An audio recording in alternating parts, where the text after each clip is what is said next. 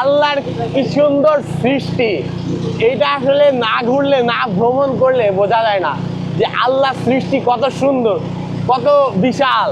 মানে এর যে বিশালতা সেটা আসলে কখনো কল্পনাও করা যায় না, আসলে কল্পনার বাইরে আমাদের। মানে এত সুন্দর দৃশ্য, মানে আসলে চোখে না দেখলে বিশ্বাস করা যায় না। মাঝখানে নদী, দুই সাইডে পাহাড়, সেখানে জুম চাষ হচ্ছে, সেখানে কলা চাষ করতেছে, সেখানে ফলমূল চাষ করছে, ছোট ছোট ঘর, সেখানে আবার মানুষজন বসবাস করে। মনে দেখেন ছোট্ট একটা পাহাড়, পাহাড়ের উপর দুইটা ঘর মাত্র, সেই দুইটা ঘরে কিছু লোক থাকে, যেটা আসলেই অসম্ভব। দেখেন এই যে একটা মাত্র পাহাড় এখানে, এই এত মাত্র একটা পাহাড়ে মাত্র একটা ঘর এখানে, আর একটা ঘরে দেখা যাচ্ছে দুই তিনটা লোক থাকে এখানে। কি অদ্ভুত লাইফ, তাই না? তাদের জীবনটা নেই কোনো কারেন্ট, নেই কোনো লাইট, নেই কোনো ব্যস্ততা, শহরের যানজট নেই, কোনো ঝামেলা কারোর সাথে নেই, কোনো তর্ক বিতর্ক, দেশে কি হচ্ছে না হচ্ছে কোনো মাথা ব্যথা নেই, কারণ তাদের নেটের সাথে কোনো যোগাযোগ নাই, তাদের বহির্বিশ্বের সাথে কোনো যোগাযোগ নাই। তারা তাদের মতোই করে আছে।